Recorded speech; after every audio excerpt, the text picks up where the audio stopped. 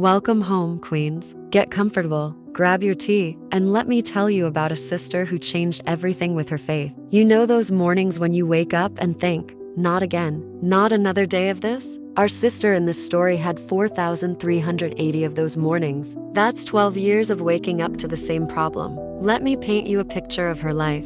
Every morning, she'd wake up, hoping today would be different, but it never was. The bleeding continued. Think about that constant bleeding. No breaks, no relief, just endless physical, emotional, and financial drain. The doctors? Sister.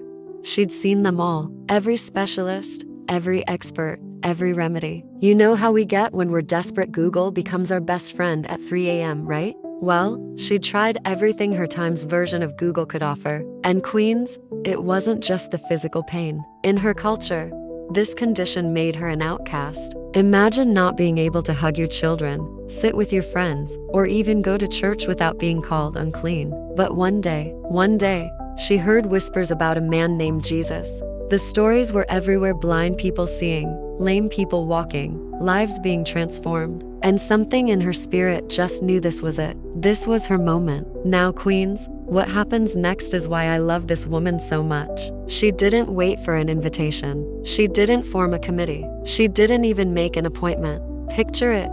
The streets are packed. Everyone's trying to get to Jesus. She's not supposed to be there, queens. She could get in serious trouble just for being in that crowd. But sometimes your desperation has to be louder than your fear. She starts pushing through that crowd. Every step could expose her. Every person she brushes against could recognize her. But she keeps moving. Excuse me, pardon me, just a little further. And then she sees at the hem of his garment, just a piece of cloth, really. But to her, it was everything. Queens, can I tell you something? Sometimes your miracle doesn't look like what you expect. It might not be a stage moment. It might not be a spotlight moment. Sometimes it's just you, reaching out in faith when nobody else even notices. The moment she touched that hem, instantly, the bleeding stopped. After 12 years, queens, instantly. But here's where it gets good. Jesus stops. In the middle of the crowd, with people pressing in from every side, he asks,